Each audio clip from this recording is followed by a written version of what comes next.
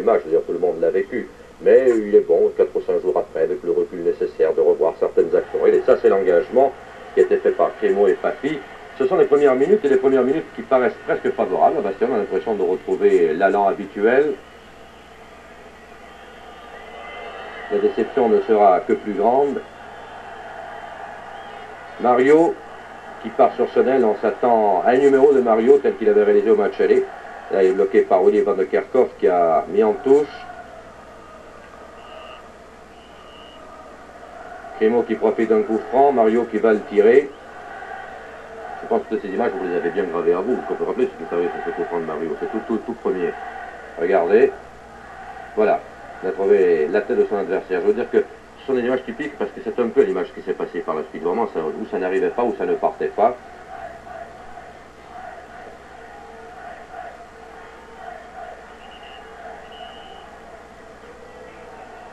Voilà, une balle perdue en définitive pour Bastia. Et sur cette aile gauche, il y a eu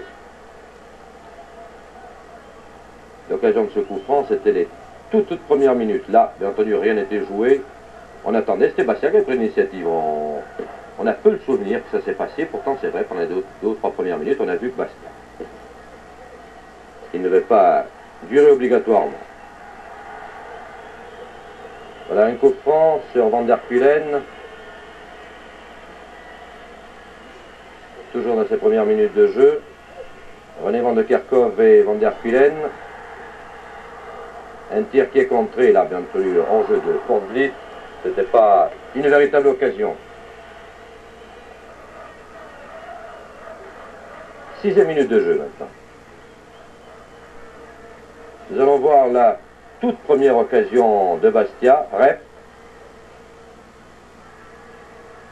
qui cherche une 2 avec Crémeau, les hommes se trouvent, et le tir de Rep qui part pas. Ça, c'est surprenant. Oh oui, ça arrive, vous avez vu, il était mal placé. Au départ, il a le dos tourné au but, il a arrivé en ramenant le ballon. Marqué, après, il va le faire encore une autre fois. Oui, je vous dis que c'est surprenant parce que je sais qu'il va le refaire. C'est pas sur ce simple raté. Voilà, le jeu se déplace dans l'autre camp. Occasion Van der Kulen, pratiquement à bout portant, mais il a trouvé l'extérieur, le petit filet. Elle était belle cette occasion de Leuven, les premières minutes. Ce qui est pas mené, c'est la précision de la passe. Qui va retourner le défenseur qui arrive au but. Larios, la Cuesta. Voilà, qui trouve Larios, cela rappelle un peu le match contre Torino, mais cette fois-ci le tir est nettement au-dessus. C'était la 10e minute, ça. Jusque-là, le match était relativement équilibré, on ne sentait pas qu'il basculait d'un côté ou de l'autre. On ne peut pas dire que Bastia paraissait inférieur. Non, c'est vrai. Là, 23e minute. Regardez bien, Charles, c'est vous. Vous repoussez.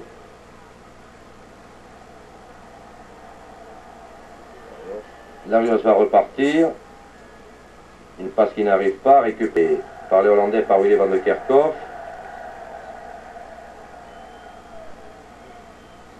Et là, vous le savez déjà, parce que vous avez vu ces images, bien entendu, que vous les avez, vous, vécues.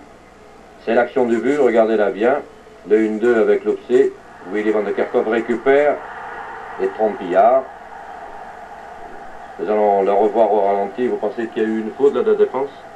C'est bien joué. C'est passé. Ça va vite, c'est... Je crois qu'il est difficile de trouver une faute là, Charles. Non, je ne pense pas qu'il y ait de faute de la part de qui que ce soit. Peut-être on a été. La défense était sur la même ligne, peut-être. Voilà, la remise en jeu, Case. La Cuesta. Case qui va sauver un beau ballon là. Petit pont, parvient à centrer. Mario rate complètement la reprise. Et Case encore, mais cette fois-ci, il y avait un adversaire devant. Corner s'ensuit, tiré par Maillot. Nous avons effacé le premier corner, hein, qui était simplement une remise en corner de la part des Hollandais. Van Beveren, qui a eu moins de travail que prévu, il faut bien le dire. Là, vous avez essayé de relancer. Rep n'est pas parti.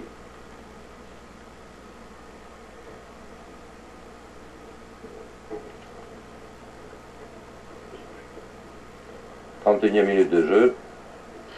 Voilà. Coup franc de Case sur Porte-Vite. Je ne dis pas faute parce qu'elle ne paraît pas évidente du tout. Mais enfin, disons, coup franc sifflé par l'arbitre. Il semble qu'il y a eu un tacle glissé, il jouait la balle. J'ai l'impression que c'est un peu dur comme coup franc. Ça n'a pas eu une importance déterminante dans la partie. Coup franc toujours Van der Kulen.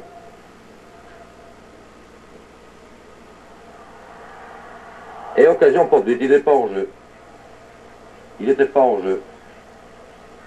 Il s'est blessé d'ailleurs sur Iard dans la rencontre entre les deux hommes. Plus de peur que de mal. Voilà, Case essaie d'intercepter.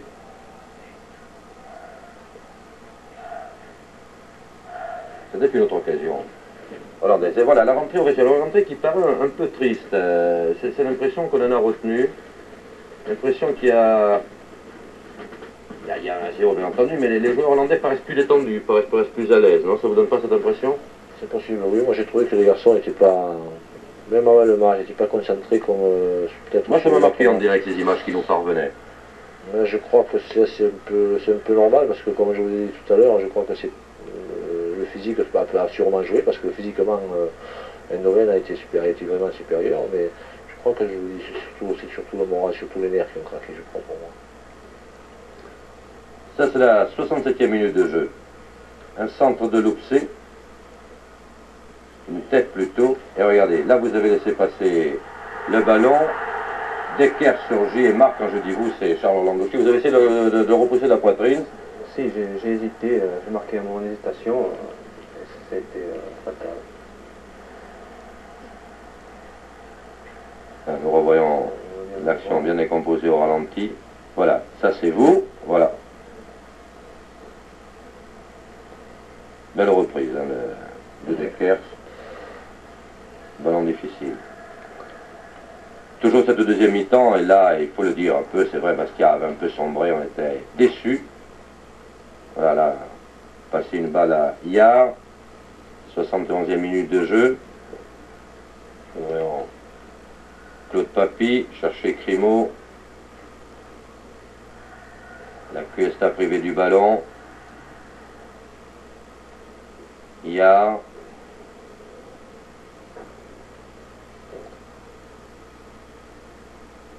C'est peut-être encore jouable, 2 à 0, mais on n'y croyait pas tellement, hein, Pierre.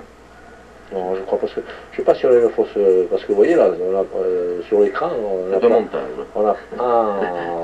C'est quand même un montage. Hein. Je veux dire que c'est 10 minutes sur l'ensemble de la partie, là, effectivement. Ça ressort. Parce que... Et voilà, Van der Kulen, regardez, le poteau, il peut récupérer, il marque là, bien entendu. Alors ça, c'est la fin. C'est la fin des espoirs, vraiment. Jules Philippi sourit. Je pense que ce n'était pas le cas le soir d'ailleurs, c'était le cas de personne, mais effectivement, celui de Van der Kulen marquait vraiment la mauvaise performance, si j'ai oublié de le dire, de Bastia, parce qu'un score plus étriqué aurait pu encore laisser un doute. Là, cette balle qui revient, la Cuesta n'a pas pu la contrôler. C'est vous d'ailleurs qui vous opposez, hein, Charles, mais moi, j'essaie. difficile. Et puis là, il y avait eu entre-temps la rentrée de De Zerbi. J'ai tenu à voir 2 actions de De Zerbi parce qu'elles me paraissent significatives. Dans une équipe qui, il faut le dire, ne flambait guère. Voilà De Zerbi se battant, récupérant un ballon. Et parvenant à centrer une bonne balle qui n'a pas été utilisée. C'est un peu ce qu'on appelle le joker, marqué à 2 à 0 dans une confrontation pareille. Il ne fallait pas trop nourrir d'espoir et trop compter malgré tout sur sa présence, mais combien il a fait plaisir, en tout cas aux supporters corses qui étaient là-bas. On retrouvait un peu de mordant. Et le voici de nouveau, De Zerbi. Obtenant la touche. Il va jouer Larios. La Curisvert, lui,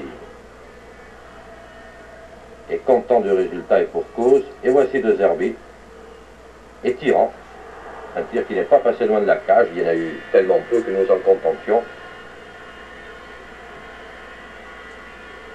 Nous revoyons le tir du petit ailier Bastier. Du pied droit. Van de Veren a eu une petite hésitation. Et bien entendu, l'image qui peut être le plus mal, celle de ces joueurs d'Eindhoven et de Van der Kulen revêtus du maillot de Bastia et montrant la coupe devant le président Nathalie. C'est un peu un comble d'ironie qu'ils aient revêtu le maillot de Bastia pour brandir cette coupe. Enfin, cela se ferait, on échange souvent les maillots.